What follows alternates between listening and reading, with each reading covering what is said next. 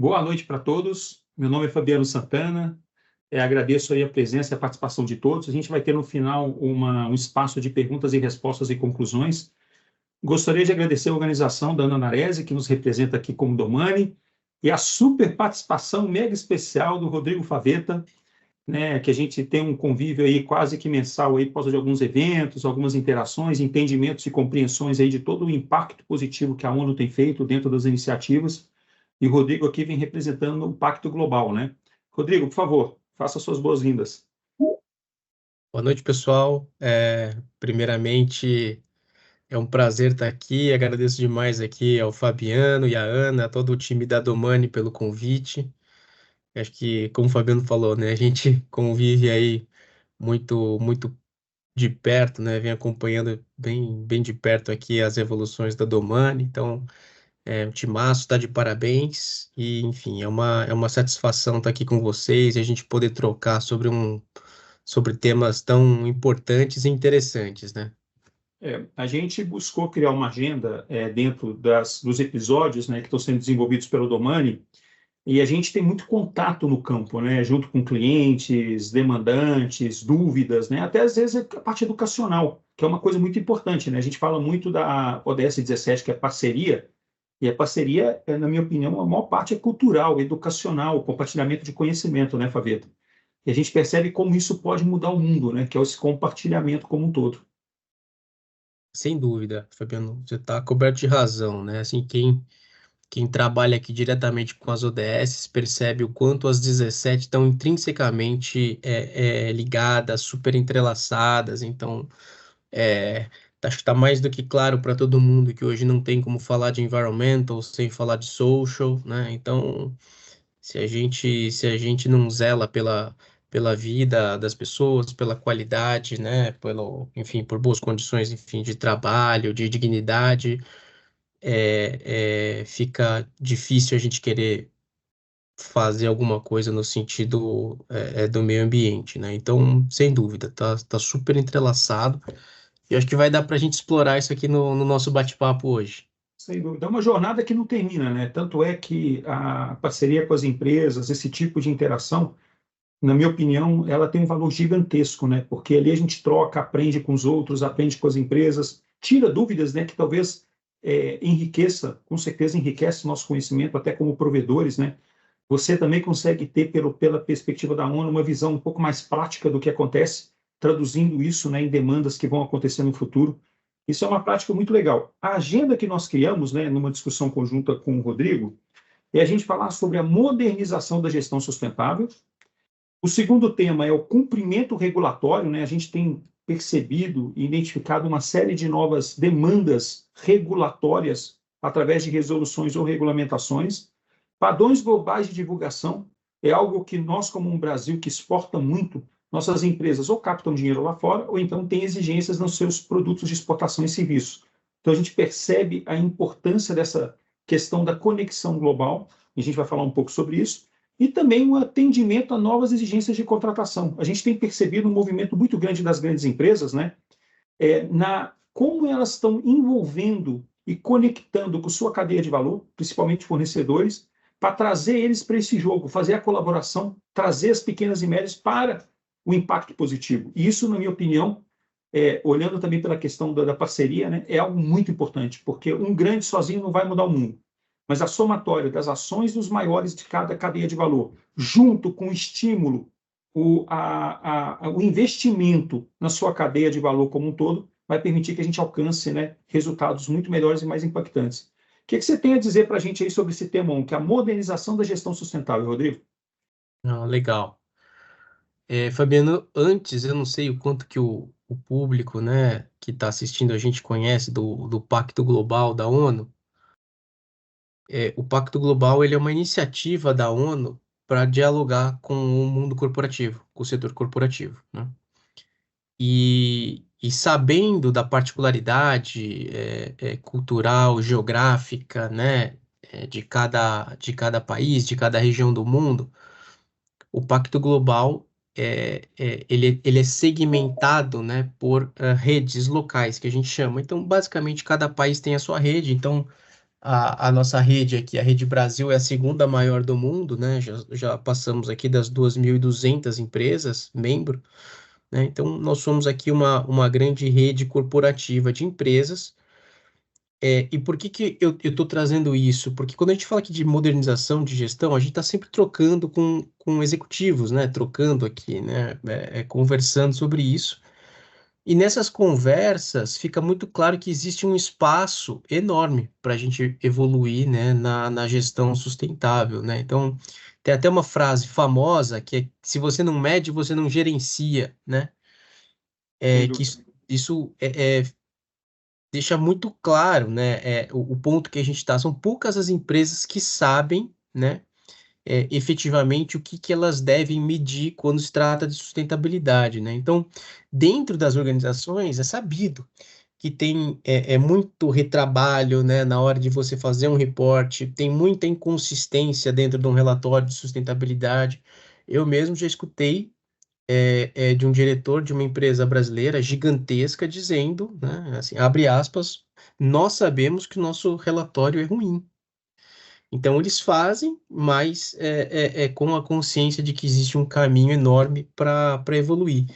Se a gente for pegar o GRI, né, o GRI, que é o Global Report Initiative, que é uma organização, né, que criou uma metodologia de reporte, que acaba sendo uma das três referências de reporte de sustentabilidade, ela foi fundada em 1997. Poxa vida, assim, é muito recente, não tem 30 anos, né? Então, sem dúvida que tem aqui um caminho super interessante de evolução, né? E a gente também, acho que tem um ponto aqui, né, que tipicamente o report quem faz dentro de uma empresa normalmente é o time financeiro, né? Uma diretoria de finanças. Ah, e a gente sabe que nem sempre, tipicamente, né, os times financeiros e os times de sustentabilidade não falam a mesma língua, né? Então, precisa de uma interlocução aí, né? Então, eu acho que dentro desse contexto, né, ferramentas que possam, né, ajudar nos acompanhamentos, nas medições, ah, ah, ah, no catálogo, né, das informações, eu acho que isso tem um espaço enorme aí, tá? E aí, bacana de ver que vocês têm, aí, então, com uma ferramenta, né, Artificial Intelligence to Sustainability, que eu acho que tem um, um caminho muito legal a ser trilhado. Sem dúvida. O que a gente percebe, né, Rodrigo, na prática, no campo e junto com as interações, como a questão do financeiro para a sustentabilidade cada dia estão se convergindo, né? Antigamente, você fazia sustentabilidade, não existia uma questão de governança, e uma governança pública, né, que é aquela que vai colocar, você infringiu uma regra, e aquilo vai penalizar o seu bolso. E a gente percebe que isso tem evoluído de uma forma muito forte, né? E, ao mesmo tempo, isso naturalmente gera uma preocupação para o risco do negócio, até de um embargo de uma operação. Então, aproveitando essa colocação sua, a gente trouxe aqui algum material para os blocos, né, para compartilhar com todo mundo. Só pegar aqui um material. E o que acontece na prática? Que a gente percebeu, né, que tudo isso tem que ser trabalhado de uma forma que as pessoas consigam trazer isso para a sua realidade. Então, aqui a gente tem já, falando do episódio 1, né, que são vários episódios, né, você vai participar de outros aí com o seu conhecimento. O episódio 1 a gente fala muito de atender às exigências do mercado de forma simples, ágil e acessível. Então, o que nós queremos trazer, né, dentro dessa colocação? A gente quer, dentro da agenda que a gente trouxe, né, a gente está no tema 1, que é modernização da gestão sustentável, como você colocou aqui, né? Pode só colocar aqui. A gente traz que a modernização da agenda sustentável traz um tema que é muito abordado no mundo de tecnologia. Você falou de IA, né? O Artificial Intelligence for Sustainability, né, que a gente lançou há um mês aproximadamente. A escassez não é mais um problema se a tecnologia pode torná-la abundante. Antigamente, a gente tinha muita dificuldade de acesso porque a tecnologia não existia, não estava disponível. E hoje, com o celular, com tablets, a nuvem, a inteligência artificial, o machine learning, toda essa sopa de letrinhas que a gente ouve todo dia, cada dia muda, o que a gente viu? É muito fácil acessar as coisas hoje em dia. Você criar um negócio com investimento zero e acessar isso, a tecnologia permite. Então, o que a gente vê do mundo tradicional? Quando a gente fala de ESG, de inventário de gás de efeito estufa, ou greenhouse gas, que é o GHG, ou descarbonização, os grandes projetos são complexos, lentos e alto investimento. Quando a gente traz isso para a dimensão da tecnologia, a gente tornou isso simples, ágil e acessível. Acessível quer dizer barato. Então, isso permite escala, quando a gente olha como um todo, né? E começando por escala, a gente tem o primeiro seguinte: o armazenamento e a estruturação central dos dados da sustentabilidade. O que nós percebemos nos projetos de consultoria que nós fizemos no passado? Toda empresa tinha uma dificuldade imensa em organizar esses dados, em registrar esses dados, né? Isso é uma coisa que a gente começou a perceber, e o que nós fizemos? Dentro da estrutura da Domani, a gente quis criar um formato que isso fosse simples. Então, nós criamos o conceito de Data Lake de sustentabilidade, que permite às empresas, através de um processamento rápido, que é o que nós chamamos de ML ou Machine Learning, e IA generativa, que nós vamos conhecer daqui a pouco, permitindo que o usuário, além de centralizar os dados, consiga usufruir e tirar valor desses dados, através de uma forma simples de acesso a essas informações. E aqui a gente mostra como é antes, documento, compilação, correr atrás da informação, e como pode ser depois. Menos pessoas no operacional, mas mais pessoas tirando o valor dessa conjuntura. Então, você teria a centralização dos dados, através justamente dessa plataforma, por assinatura, a flexibilidade na escalabilidade. Você pode ter, a gente tem casos aqui que o cliente começa com uma unidade e já tem 50 unidades estabelecidas dentro do SaaS. Isso consegue ser feito de maneira muito rápida e simples. Você depois tem a inteligência artificial com análise avançada. Todo mundo hoje tem milhões de dados, né? A pergunta é, que valor que eu tiro deles? E isso vem justamente de uma melhor prática. E essa melhor prática não precisa ser interna, ela pode ser colaborativa. E aí vem, através disso, o cumprimento das normas legais e transparência. Você colocou sobre o GRI, né, que é muito utilizado. Gente, o GRI tem uma versão dela que é Essential. A Essential, que é o primeiro relatório GRI que você pode tirar, ela é extremamente simples de ser gerada. Então, eu não preciso começar com um GRI que a gente chama de abrangente.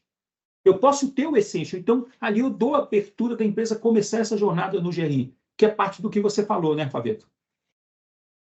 Cara, é exatamente isso, né? E, puta, quando eu olho aqui, né, esses teus slides aqui, é lindo de ver, né? Música para os ouvidos, porque realmente o que a gente observa, né, dentro das empresas, não só observa, mas o que a gente escuta, né, de Chief Compliance Officers, né, CFOs que tem que fazer reporte de informação, é de que existe realmente um retrabalho enorme, ainda muito lastreado em informações em Excel, então vários departamentos envolvidos, né? Então acho que uma ferramenta dessa de cara já dá para apontar. Enfim, eu sou CFO, então tenho uma mentalidade um pouco financeira aqui, mas de cara já dá para apontar aqui oportunidades de saving, né? De horas homem, ah, enfim, redução de retrabalho, né? Então além dos ganhos de eficiência, você vai ter aqui, eu consigo ver com esse nível de granularidade de informação, enfim, aplicando inteligência artificial, talvez fique até mais fácil de você conhecer melhor aqui teus produtos, enfim, entender o que tem fit aqui com determinados públicos, né? Enfim, né, aperfeiçoando isso. A gente sabe que as novas gerações, né, têm um olhar cada vez mais crítico, né, para o cumprimento, né, de normas, enfim, de redução de emissões, enfim, né, procedência dos produtos que eles consomem, né, eles estão com um olhar cada vez mais criterioso, coisa que as gerações, né, passadas tinham pouco ou quase nada. Então, esse tema ele vai ficar cada vez mais sensível, né? Não só para a parte financeira de reporte, mas eu acredito até que para as áreas de produtos, de marketing, né? Vão ter que estar muito antenadas nisso, né? E não só isso, né, Rodrigo? Você que é um CFO, você sabe, a grande preocupação de qualquer empresa é manter um equilíbrio de custo, né? Eu não posso ter uma área nova que vai me cumprir uma série de exigências e eu ter essa área super inchada. Porque isso é um problema para as empresas, porque as empresas carregam uma série de novas obrigações e, no final, se essa obrigação carrega o custo do produto ou do serviço que ela vende, você gera o quê? Uma falta de competitividade. Então, a empresa briga no equilíbrio o tempo todo, né? Onde eu invisto? O que nós buscamos aqui, olhando para o lado do CFO, que é um grande cliente que eu tenho dentro das empresas, é muito interessante isso, né? É justamente trazer uma qualidade de dado, uma qualidade de atendimento às resoluções e regulamentações, mas de uma forma que não carregue o custo da empresa. Então, isso é um negócio também muito legal, porque o cara fala, não vou ter que ter 30 pessoas na área de SG e inventar. Não, você não precisa. Você vai ter que ter aquele grande projeto no início do ano, também não precisa. A gente aqui está tornando isso acessível de tal forma que você consiga atender tudo isso e, ao mesmo tempo, com um custo extremamente baixo, que é o que a gente discute muito na acessibilidade. Legal. Puxa, muito legal mesmo, né? Parabéns. Assim, acho que é um avanço, é uma disrupção, né? É uma disrupção. É uma disrupção que você pode fazer internamente, né? O que Vai permitiu a trabalhar. gente... Não, Não, pode falar. não, é porque assim, você vai trabalhar, acho que ponta a ponta, né? Assim, você vai trabalhar o recebimento das informações, a compilação delas, a segmentação das informações, né? Como você aloca, como que você direciona isso, né, para os relatórios. Então, por exemplo, a gente tem tipicamente três grandes padrões, né, de reporte, né? Eu tenho o GRI, que eu comentei, você tem o SASB e o ISSB. E não é raro, né, e dentre as grandes empresas, elas preencherem mais de um. Sim, Só que as informações estão completamente, assim, às vezes você tem o mesmo questionamento, né, em cada um dos relatórios, mas um é o item 7A2 e o outro é no item 11B, é a mesma pergunta, né? sim. Uma do GRI e outra do SASB, por exemplo. Então, se você tem isso muito bem catalogado, fica fácil de você responder muito rapidamente ambos os relatórios, né?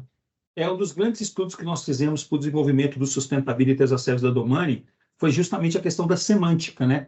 Você trouxe uma semântica, que enquanto um é o 11B e o outro é 1.12.4, como é que eu consigo alimentar vários formatos de relatório? Gente, se as perguntas são muito similares, e é fato, elas não têm uma variabilidade tão grande, eu posso ter todos os relatórios automatizados. Se eu for fazer em manual, vira uma jornada infinita, eu não termino nunca. Então, a gente contemplou isso, a gente vai ver ao longo da apresentação. A outra questão que vem muito é a integração e a colaboração. Quando eu tenho mais facilidade de acesso aos dados, eu permito a colaboração.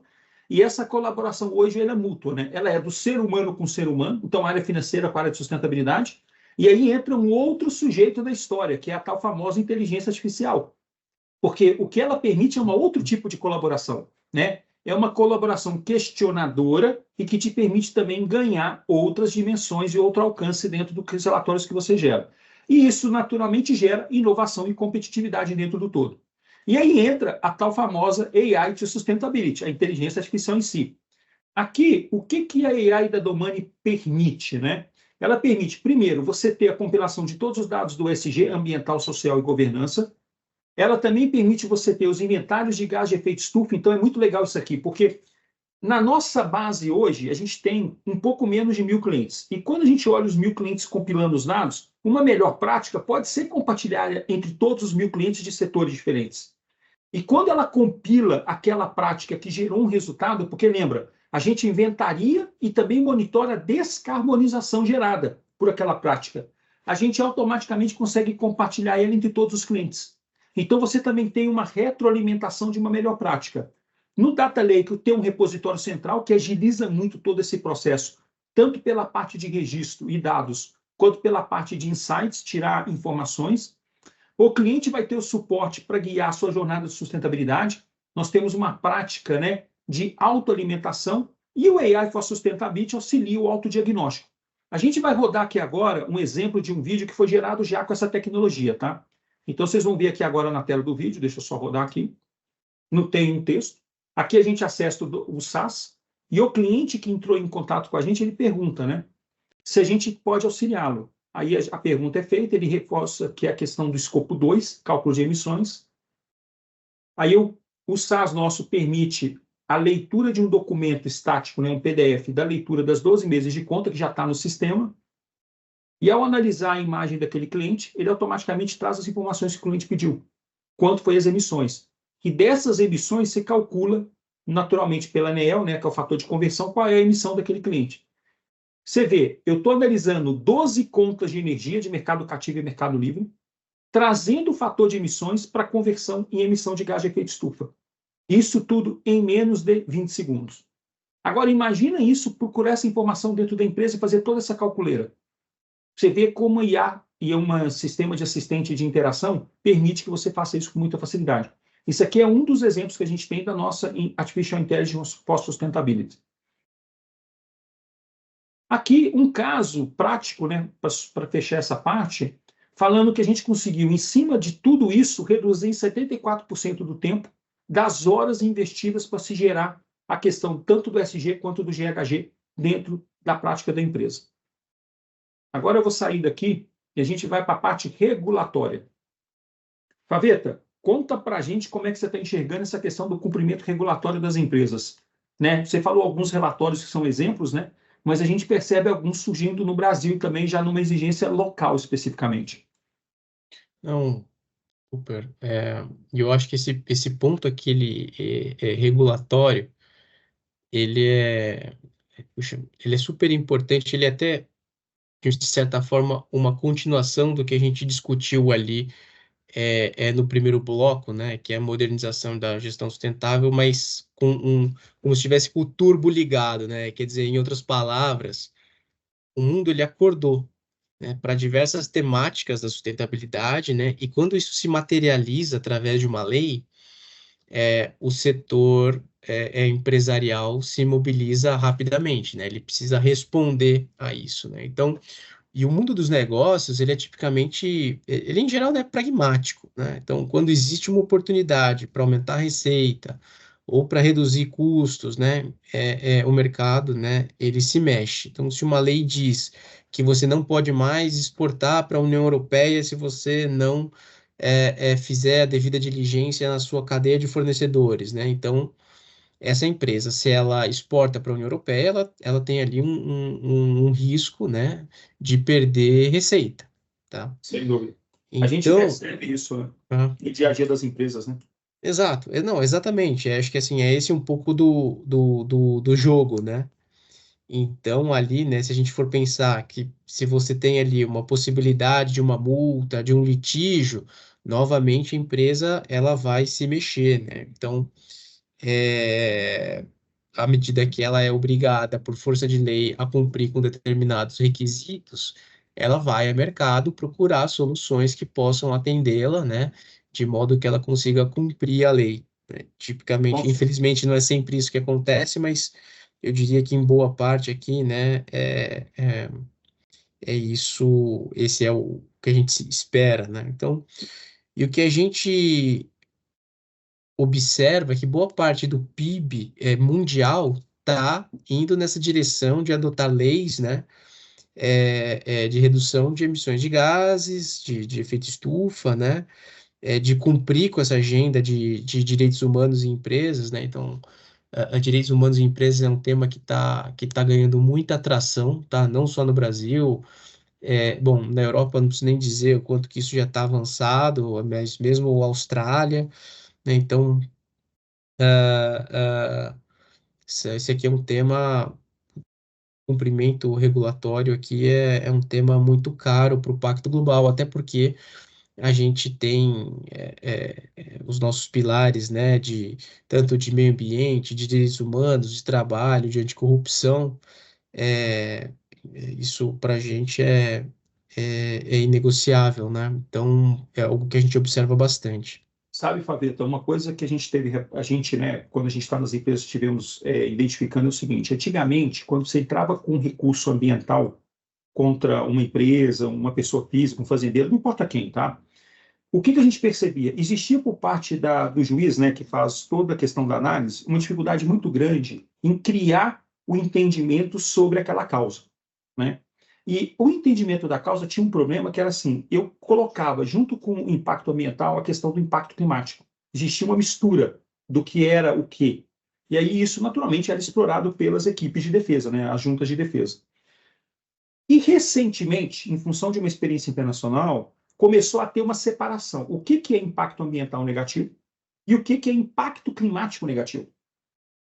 quando você separa isso, se torna mais claro as unidades de impacto negativas. E isso permite o juiz ou a equipe dele quantificar em dinheiro quanto que isso representa. E é o que a gente vai mostrar agora, em cima de alguns documentos, algumas reportagens, como isso já tem se transformado no mundo inteiro. Hoje, no mundo, aliás, no Brasil, tem quase 80 causas de litigação associada à mudança climática. Já correndo, sendo que algumas já foi dados pareceres em multas em torno de 20 e poucos milhões de reais. Porque se quantificou esse impacto. A gente vai mostrar aqui agora essa questão das leis, que isso é muito importante. E a AGU, que é a Advocacia Geral da União, já tem pessoas especialistas nesse tema. Então, isso é também outra mudança muito interessante que aconteceu. Então, agora a gente está vendo aqui na tela o cumprimento regulatório. Eu vou mostrar para vocês, né, a passagem do material.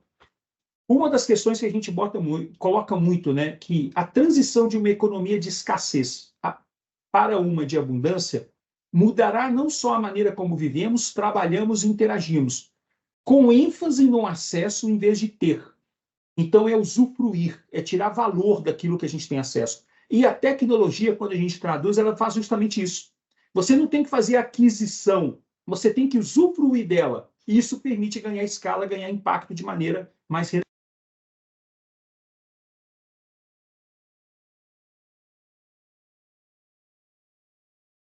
Fabiano, acho que eu perdi teu áudio aqui, não sei se foi todo mundo. Agora voltou? Voltou, voltou.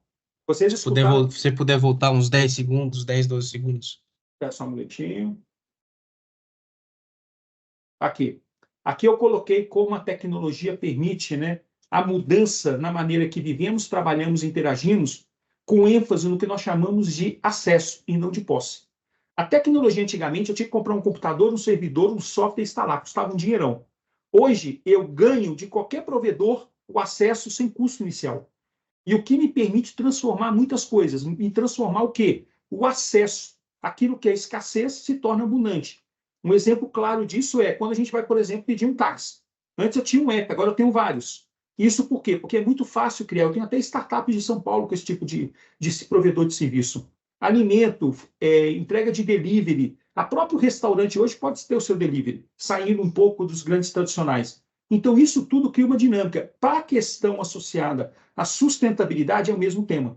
Hoje, você tira uma foto com uma geolocalização e você sabe onde aconteceu aquele fato, uma queimada, um desmatamento, e para denunciar.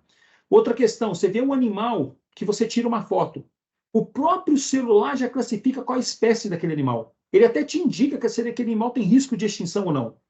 Então, tudo isso é o quê? A tecnologia dando acesso à abundância, permitindo as pessoas, na realidade, poderem ser fiscais. Né? Hoje em dia, todo mundo é fiscal de alguma coisa, porque tudo é muito fácil de você acessar e visualizar. E aí, quando a gente olha das resoluções, né, que estão surgindo, novas leis, para vocês terem uma ideia, foram 1.260 leis são existentes desde 97 sobre o tema, né, de sustentabilidade. As empresas estão cumprindo e se adaptando a novas regulamentações, porque elas se tornaram tão rigorosas quanto relatórios financeiros. Aquela relação que o Faveta fez no início, né, sobre a questão do financeiro com sustentabilidade. Os relatórios de sustentabilidade hoje são tão bem vistos e analisados e questionados quanto. Então tem que tomar muito cuidado com o tal do greenwashing, falar que fez e não fez, falar que é legal e não é legal, porque alguém vai olhar, alguém vai ver se aquilo é fato. 50% das empresas, como você também disse, estão ainda em planilhas para gerar relatórios de sustentabilidade, o que não permite acompanhamento, monitoramento. E você comentou no início, né, Faveta? Aquilo que eu não meço, eu não consigo saber se eu estou melhorando ou não. Então aqui é um ponto-chave. Como que eu faço isso através de um Excel? Isso é uma dificuldade gigantesca, né? Tirando o custo que envolve, né? E a partir de 2026, as empresas públicas brasileiras, por determinação da CVM e do Ministério da Fazenda, onde a CVM está conectada, têm que apresentar relatórios anuais sobre os temas, alinhado a um padrão chamado ISSB, que você comentou no início. O GRI, o SASB e o ISSB, da IFRS Foundation. Então, você vê um relatório internacional, que já é uma prática lá fora, vindo para o Brasil através do Ministério da Fazenda pela CVM. Então, a partir de 2026 não é uma opção. Toda empresa de capital aberto vai ter que apresentar esse relatório, e o relatório vai ter que ser acreditado.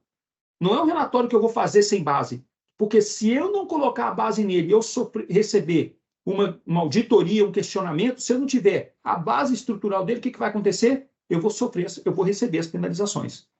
Outro ponto, a Agência Nacional de Transporte Terrestre, a ANTT, inclui nas licitações desde o final do ano passado para o início desse ano, que as concessionárias que vão ganhar as concessões têm que ser carbono neutro. Por quê? Porque uma concessionária de veículos, você sabe, são duas coisas que ela faz no primeiro momento. Tapar buraco é o quê? Manta asfáltica. Emite dióxido de carbono, pacas. Segundo, a duplicação da pista, supressão vegetal. Você tira mata, você tira a parte verde, né, nas laterais onde você faz a construção. Então, eles estão exigindo que a empresa tenha uma compensação nesse ponto. É muito interessante. E outra questão é que o mercado de carbono brasileiro, né, de acordo com a Sociedade Brasileira, né, de questão de carbono, né, de créditos de emissões, ela vai ter uma regra, e essa lei já está inclusa na lei, que está sendo aprovada para 2026, de 2026 para 2027, que é a punição de 5% do faturamento da empresa que não cumprir as especificações ou até 5 milhões no total. Então, você vê que é uma multa pesada para quem não cumprir essas resoluções, né, tudo que está contido na lei. Uma delas é as emissões acima de 10 mil toneladas, até 25 mil serem registradas no SINARE, Sistema Nacional de Redução de Emissões, e acima de 25 mil, promover uma redução setorial, que está sendo definida dentro da lei, ainda sendo em discussão. O Brasil contabiliza, que é o que a gente estava falando, 80 processos judiciais em razão do aumento da temperatura do planeta. Olha que interessante. E a litigância tem crescido entre 2017 e 2022, 147%. Isso é um número bem alarmante, né? E olha que é novo, tá? Imagina essa situação. São ações abertas contra governos, empresas e até pessoas para responsabilidade de atividades que favorecem o aumento de temperatura. A AGU, que é a Advocacia Geral da União, né, do governo, ela entende que o dano climático causado na supressão, ela é dupla. Em que sentido? Quando eu corto uma árvore, eu pego aquele dióxido de carbono daquele massivo florestal, devolvo para o meio ambiente, e outra coisa, quando eu corto a árvore, eu deixo de sequestrar aquele carbono no ano. Então, o que os juízes têm feito? Quando eu entro lá que teve um desmatamento de 100 hectares, ele está dizendo o seguinte, eu vou pagar 100 hectares de desmatamento vezes 2. Porque eu estou prejudicando 2 vezes, aquela ação prejudica 2 vezes a questão do impacto no clima, né, que é o aumento de temperatura. E aí, naturalmente, essa inflação que eleva a temperatura do planeta causa desastres ambientais e impacta a sociedade como um todo. E aí, o que a procuradora-chefe, né, do Pronaclima, que é a entidade da AGU, né, da Advocacia Geral da União, que cuida desse tema, ela diz o seguinte, nós percebemos na área ambiental que realmente pega é dinheiro. Gente, não tem como. Uma empresa, uma pessoa física, se ela não cumpre uma lei, ela tem que pagar alguma coisa, tá? Ou tem que ser presa. E aí, o que eles propõem de ação? Bloquear os bens da pessoa ou da empresa, a partir daí eles perceberam uma mudança de atitude. Então, o jogo está ficando muito mais pesado. Quem não cumprir, quem não respeitar, vai ter uma penalidade grande. Como pessoa física, dono de empresa, ou como uma pessoa jurídica. Então, você vê que as coisas estão mudando, né? As coisas estão evoluindo para um patamar que é diferenciado. Para a gente poder cumprir tudo isso, aqui eu trouxe alguns exemplos do SAS, tá? O que nós temos? Primeiro ponto é a transformação cultural que você comentou, Faveta. Eu tenho que educar as pessoas nos temas. Então, a gente tem vídeos de múltiplo acesso de todas as pessoas da empresa, de ESG, GHG, carbono, das ODS da ONU, da materialidade, dos melhores práticas. Então, é muito legal, porque as pessoas têm ali um acesso a uma primeira página sobre os temas. E isso é muito impactante no nosso entendimento, que é cultural. Depois nós temos, naturalmente, diagnóstico do ambiental, social e de governança. E esse diagnóstico passa por uma série de documentações. Documentações que vão permitir à empresa cumprir aquilo que está escrito na parte judicial, na parte obrigatória, e também gerenciar os documentos. A gente pega muito cliente nosso que não é uma questão de uma má-fé. Ele literalmente perdeu o time de renovação. Então, aqui a gente ajuda o cliente também nesse gerenciamento. Que aqui é o quê? O data lake de dados. Eu estou começando a juntar os dados em um único ponto, o que ajuda muito no processamento. Aqui depois a gente tem o inventário de gás de efeito estufa, o estacionário, o móvel, as fugitivas, a questão associada à carga de energia elétrica, que é o escopo 2, informações adicionais, o escopo 3, que é o escopo 2, 1 e 2 de um fornecedor, é o 3 de quem contrata, né, também. Aqui mostrando toda uma questão de APIs que nós temos para os cálculos. Então, é uma integração nativa dentro de sistemas existentes da empresa, que permite muita agilidade, né, e confiabilidade das informações. E aqui mostrando práticas de descarbonização. Quando a gente roda o processo da inteligência artificial for sustainability e a gente começa a mapear melhores práticas, a gente começa a dizer qual é a melhor prática que gera impacto e quanto gera de impacto, que é a questão financeira.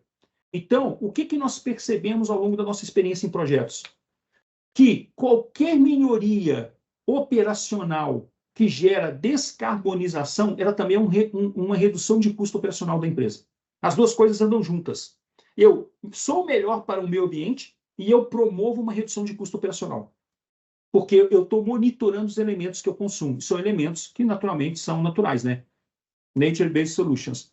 Aqui, segmentados por atuação, ele pode acompanhar cada etapa que ele está da jornada, treinamento, diagnóstico, GHG por ano, e ter os comparativos anuais.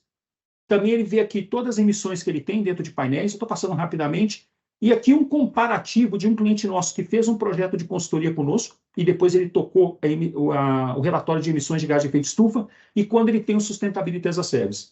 Comparando cada etapa de um projeto, que é a linha, a tecnologia, por exemplo, no projeto tradicional, manual, o quê? Periodicidade anual, função coleta de dados. Então, a gente comparou coleta de dados, estruturação de dados, compilação, que é análise e entendimento, geração de relatórios e sugestão de melhorias. E o que é usado quando você faz manual e o que é usado quando você usa o Sustainability as a Service, a plataforma da Domani. Olha que interessante. Na execução em semanas ano, manual, 20 semanas por ano para fazer tudo isso, de investimento de tempo. Quando você usa a tecnologia, 2 semanas. Olha a diferença de aspecto. Só que tem um detalhe, são 2 semanas com ganho de valor. Porque você não só melhora o processo, você também está gerando mais valor no resultante dele. Então, isso aqui é um comparativo real de um cliente nosso, que migrou de tecnologia. E tem um outro ganho aqui, né? Que você sai de uma periodicidade anual para uma contínua, né? Isso em termos de gestão é assim, é como se estivesse indo para outro patamar, né? É assim, você saiu da internet discada, daquela que fazia o barulhinho, né, para o Isso mesmo. 5G. É assim, é brutal a diferença. A diferença é brutal do contínuo para o pontual. E aí, o que acontece? Hoje, se a gente olha a maioria dos nossos clientes, Fabeta, o que nós percebemos? Que os clientes, eles fazem a emissão do relatório porque eles têm que fazer a emissão do relatório, porque alguém cobra. Aqui a gente tem uma mudança, que é o quê? Eu não faço a emissão do relatório, eu faço a gestão da área. E o relatório é uma consequência da gestão. Tem uma mudança conceitual, né? Hoje, o que acontece que a gente percebe? Os clientes nos chamam no início do ano para fazer inventário de gás de efeito estufa do ano anterior. Eu faço o relatório, entrego e ele apresenta no mercado. Ou dentro do relatório de RI dele, ou dentro de uma prestação de contas das emissões do GHG Protocol. Quando ele tem o sistema, ele muda. Ele passa a fazer a gestão da área, a gestão das emissões. E o relatório é um botão que ele aperta no final do ano, que já sai o relatório pronto. Muda a cultura, muda o formato. E isso é um ganho de gestão gigantesco, como você comentou agora. Isso muda o formato até da área, né? E apesar da gente ter falado muito aqui sobre meio ambiente, sobre emissões de gás de efeito estufa, eu acho que talvez, o que está me ocorrendo agora, tá? Talvez o maior tema de todo o nosso bate-papo até agora seja, na verdade, né, se a gente for falar de ESG, seja o de governance, né? Porque o que a Total. gente está falando aqui é de uma nova estrutura, uma nova cultura, mentalidade de você gerir um negócio, né? Em que, obviamente, as emissões elas fazem parte de algo que você está monitorando, né? E Mas porque a governança absorveu isso, de maneira que o report, ele é o que você falou, né? Ele é uma consequência dessa boa gestão. prática de gestão. Então, e outra coisa, né? Você é CFO, ô Fabeta, você sabe disso, né? O que acontece? Quando eu tenho alguma coisa que não impacta financeiramente uma empresa positivamente ou negativamente, o que eu faço? Eu faço o que eu tenho que fazer. É uma obrigação. Quando eu tenho impactos financeiros negativos ou positivos, aí o que eu mudo? Eu mudo de fazer para fazer a gestão. Porque se eu não fizer a gestão, eu posso no final do ano ter uma conta a pagar ou uma conta a receber. E todo gestor financeiro, o que ele quer? Ele quer receber, ele não quer pagar. Então, muda a gestão, né? No final do dia é isso que acontece. E o que a gente tem percebido é justamente isso. É mudar. Agora, é lógico que a gente está aqui um público, né, que muitas vezes são de sustentabilidade, a gente tem que tomar certos cuidados. É uma oportunidade gigantesca de tornar a sustentabilidade uma área de negócio. Isso é uma mudança cultural. Você tem que levar a área de sustentabilidade não mais como uma área de back-office, mas como uma área que tem um negócio que pode fazer pagar multa ou pode fazer não pagar a multa e ainda gerar resultado. Um resultado reputacional e um resultado financeiro. É uma mudança de mentalidade. É como se você tivesse, sabe aquelas duas figuras que você comentou no início? O cara de sustentabilidade e o cara financeiro, que ficam discutindo, não falando o mesmo idioma. Agora é o seguinte, tem que mudar. Os dois têm que falar o mesmo idioma, porque envolve dinheiro e envolve sustentabilidade de ambos os lados. Então, é transformacional, tá? É uma coisa muito mais profunda do que a gente imagina. É exatamente isso. Quando você está desenhando um produto, se você não tiver alguém com traquejo, com conhecimento de sustentabilidade, pensando no produto e chegando para o cara e falando assim, olha só, gente, chegando para o financeiro, inclusive, falando, olha, se você não tomar cuidado para descarbonizar o teu produto, além de uma imagem ruim, você tem aqui o risco de incorrer em multas que vão tornar, no final do dia, o teu produto mais caro. Mais caro, sim. E se o teu produto fica mais caro, o apelo vis-à-vis concorrência, né, que está fazendo o dever de casa, enfim, o produto ele fica menos apelativo, fica menos vai ser mais difícil de vendê-lo, né? Então, imagina, ele está mais caro e ele está pior por reputação. Quem vai comprar? Você vai ter que diminuir seu market share. Então, você tem uma colocação. E outra coisa interessante, na lei brasileira de emissões, quem emitir mais de 25 mil tem uma cota de redução. Se o cara reduzir, olha que interessante a questão da inteligência artificial, reduzir mais do que a cota determinada para o setor, esse delta de diferença ele vai poder comercializar no mercado regulado. Então, quer dizer, eu posso converter no CDE, né, como a gente chama, uma perda em um ganho. Você cria uma nova linha de receita, uma linha de receita que até então era inexistente. Então, ela pode se transformar num risco de pagar multa para uma fonte de receita, depende da competência que você vai ter em fazer os projetos. E aí você precisa de informação, gestão e não mais relatório. Essa é a grande diferença que a gente está tratando aqui. Agora, Fabiano, Tesla. Você já tem, exatamente, a Tesla tem uma receita, né, associada a isso, porque é puramente elétrico. A gente falou muito já sobre padrões globais de divulgação dos relatórios, né? Você deu uma aula já para a gente sobre SASB, GRI e também sobre SSB. Você gostaria de fazer algum ponto sobre isso? Eu acho que a gente cobriu, acho que são três dos principais, não são os únicos, mas são três dos principais frameworks que englobam, né?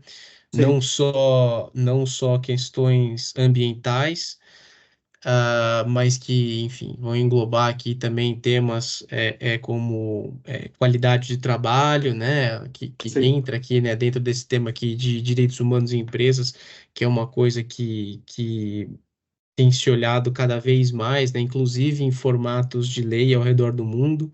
Sim. Não é novidade para ninguém, por exemplo, quanto que o tema de saúde mental tem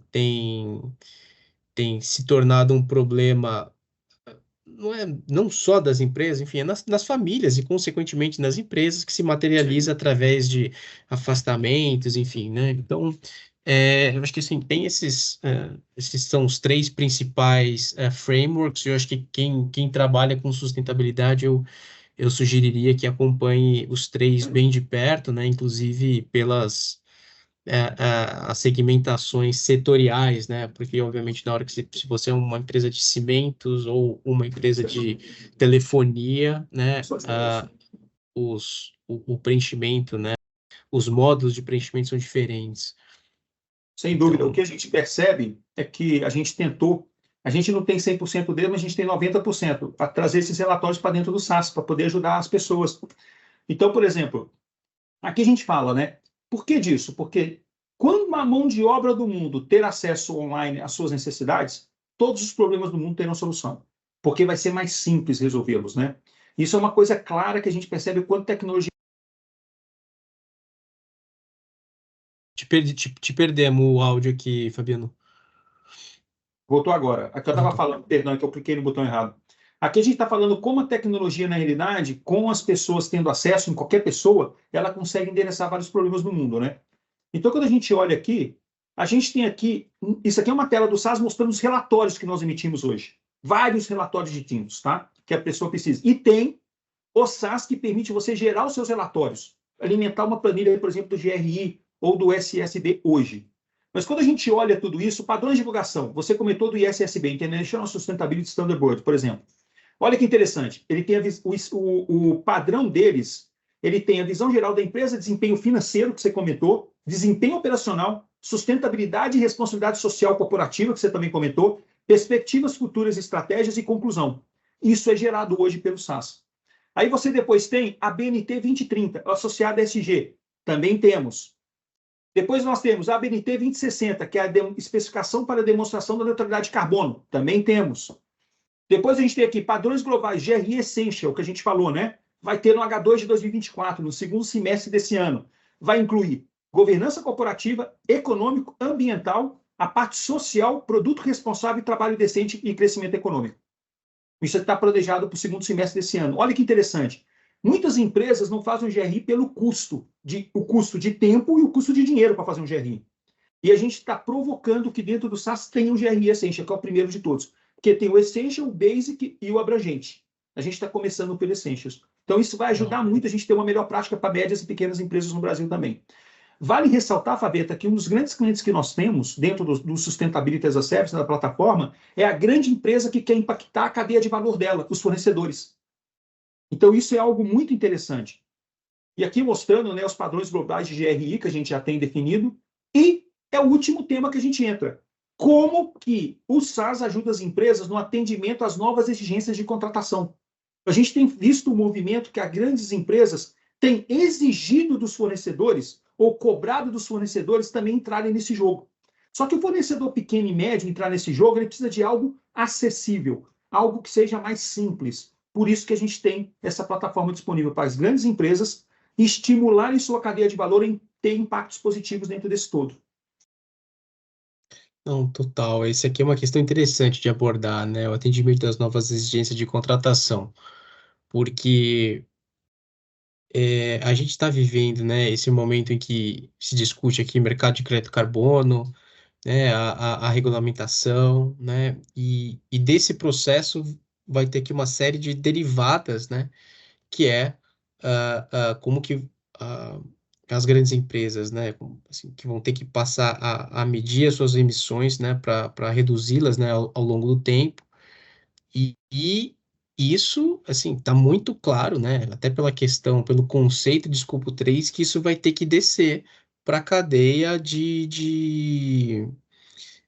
para a cadeia de fornecimento, né? Então, no final do dia, né, essa diligência, né, vai até determinar se as empresas vão gerar créditos ou vão ter que comprar créditos, né, que traduzindo para uma linguagem financeira, né, que você mesmo comentou aqui, ou a linha de custo, né, ou é uma nova linha de receita, né? Então, Exato. eu acho que isso é super importante de mencionar. Vale mencionar também, né, a lei da União Europeia que está entrando em vigor 30 de dezembro agora desse ano, de 2024, exigindo uma devida diligência na cadeia de fornecimento, né, ou seja, as empresas vão ter que mostrar que elas fazem essa diligência na sua cadeia de fornecimento, para garantir, né, que seja um produto que não está incorrendo ali em crimes ambientais, etc. A gente tem hoje casos de executivos na França, por exemplo, de um executivo, né, que está sendo processado na França por problemas que aconteceram com população indígenas, né, da Amazônia, né? Então, um fato, né, crimes, né, aqui no Brasil, quem tá respondendo por isso, né, é um executivo francês responde por isso ali na matriz, uma vez que eles acabaram comprando produtos que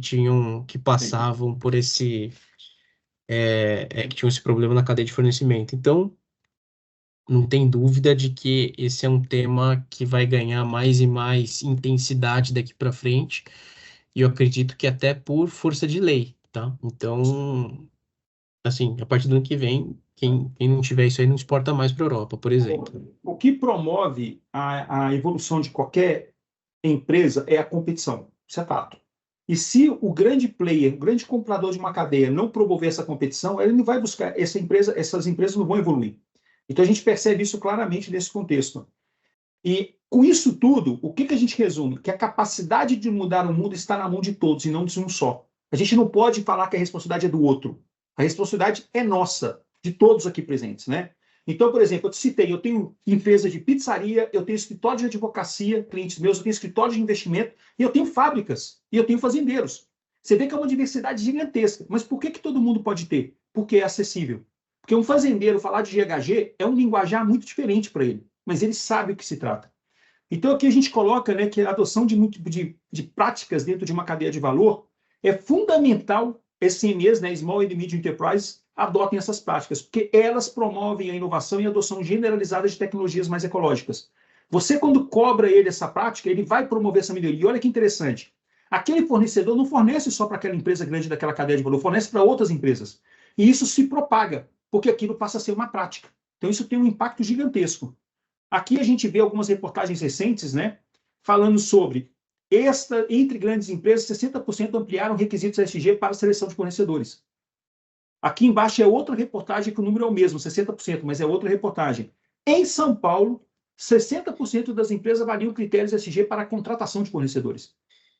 O que tem acontecido nos nossos clientes que a gente tem percebido? Eles têm colocado a exigência do ESG numa planilha que se cobra. Planilha já tem um erro, né? Porque eu acho que deveria ser o SAS, chamar atenção para isso. E, ao mesmo tempo, o que acontece?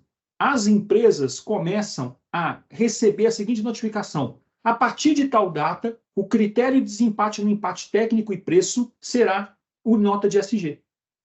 Então, você vê, as empresas estão gradualmente evoluindo que isso seja um critério de desempate. Então, imagina, você pode acabar perdendo uma concorrência em algum momento do tempo por você não ter isso classificado dentro da sua nota. Ou bem classificado, digamos assim, né? Então, isso é um ponto importante.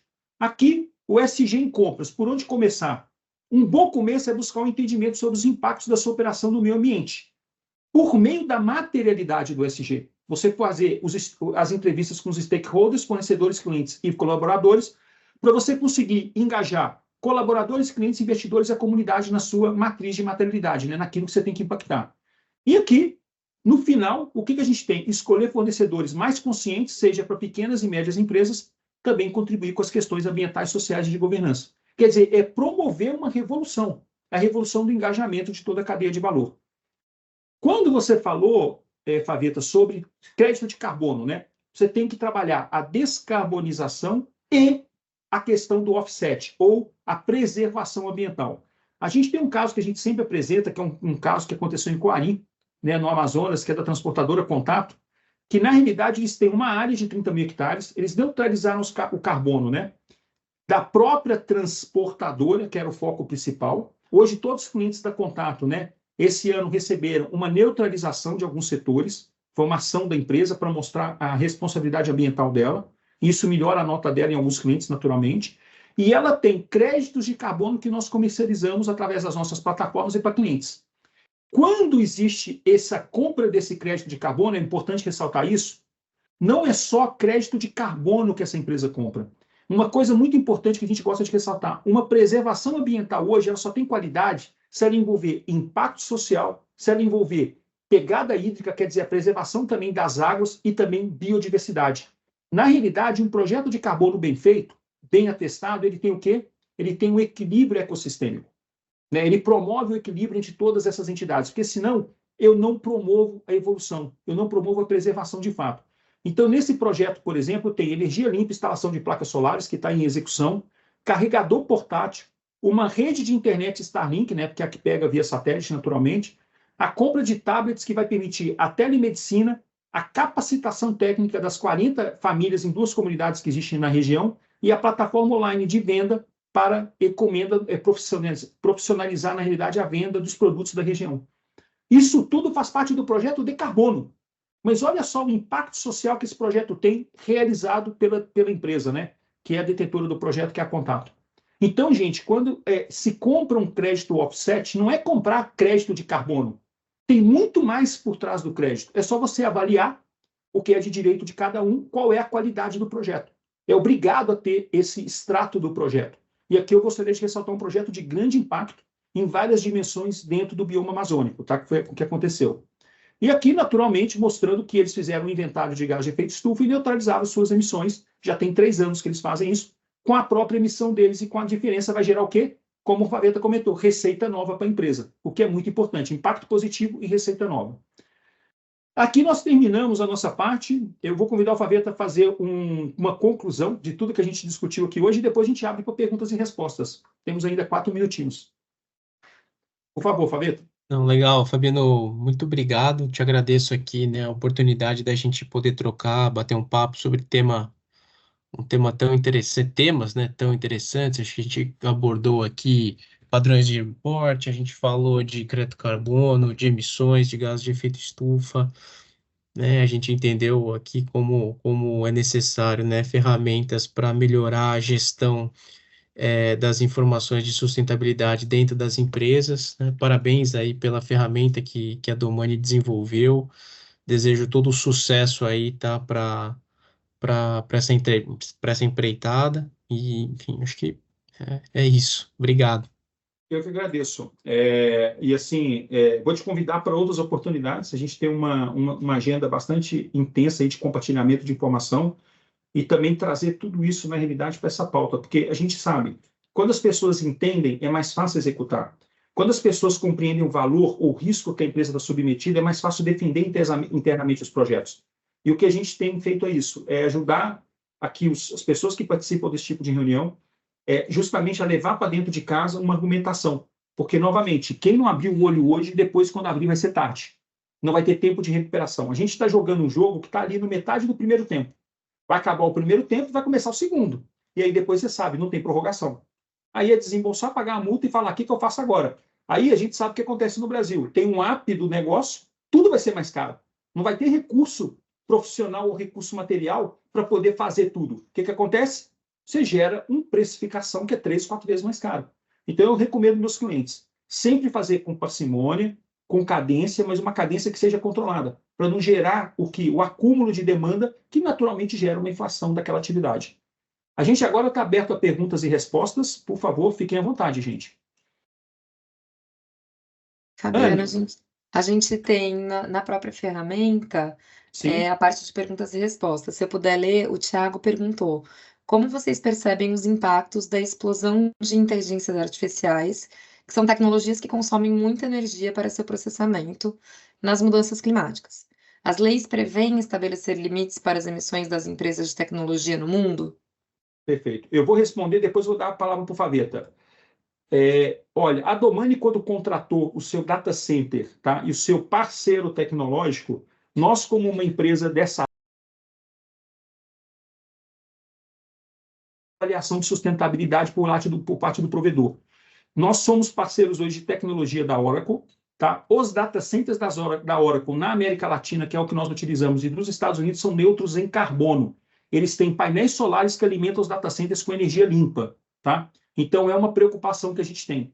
Energia eólica e energia solar, principalmente nos Estados Unidos e na América Latina, que é onde eles contratam para os data centers que eles têm o acordo de fornecimento dos GPUs e das CPUs que a gente utiliza. Por favor, Fabio. Legal, nossa, a pergunta ela é muito boa. Eu vou muito na tua linha. O que a gente tem escutado aqui de empresas de tecnologia, né, e observado e lido a respeito, é que elas vão partir para um racional muito análogo às indústrias que são grandes emissores, né? Cimentos, siderurgia, mineração, que começaram a criar as suas próprias centrais hidrelétricas, né? Ou usinas ali de painéis solares, para suprir a energia que eles precisam de maneira limpa, né? Então, é isso que a gente tem observado, tá? Obviamente que não dá para dizer o quanto que isso já está 100% endereçado, né? Se certamente é um problema, mas em termos de solução é isso que a gente tem escutado falar, tá? Todos eles, Faveta, quando eu fiz a seleção para a Domani, todos eles, quando você pede, eles têm os documentos, tá? Eu diria para você que os top 5 do Brasil hoje, todos eles são neutros em carbono, tá? Só esses que a gente conhece, a Amazon, Google, a Microsoft, a AWS, a Amazon, né, que eu falei, a Oracle e a Hawaii. São todas, já tem esse data center nessa característica. É lógico que, mundialmente, tem várias data centers. Então, você tem que sempre olhar para aqueles que você vai consumir. Você não está distribuído mundialmente, você tem alguns que você consome. Eu analisei os que a gente consome e a gente escolheu, olha, como todos eles eram neutros em carbono, tá? Todos tinham essa política de Legal. energia renovável, né? Uma energia mais limpa, digamos assim. Legal. Onde que ficam as perguntas, Ana? Agora você question answers, está aqui, já achei aqui. Acho que é aqui. Isso, acho que era só essa do Thiago mesmo. Tá, joia. Alguma conclusão, Paveta? Eu, de minha parte, estou aqui já são 7h08, né, para a gente terminar. Agradeço aqui sua participação, tá? Como sempre, um prazer trocar ideias com você. Aqui, para quem participou, agradeço muito a participação, tá? A cada 15 dias, nós estaremos fazendo os episódios, né, dessa série. Tem mais 2. Você quer comentar, Ana, quais são as datas já? A previsão é de 15 em 15 dias, então até o final dessa semana a gente já começa a divulgar as próximas datas. Perfeito. Então, eu agradeço a participação de todos, muito obrigado e uma ótima noite. Paveta, um grande abraço para você, a gente se encontra por aí. Valeu, Fabiano. Obrigado. Um abração aí a todo mundo, viu? Grande abraço. Boa Obrigado, noite. Ana. Tchau, tchau.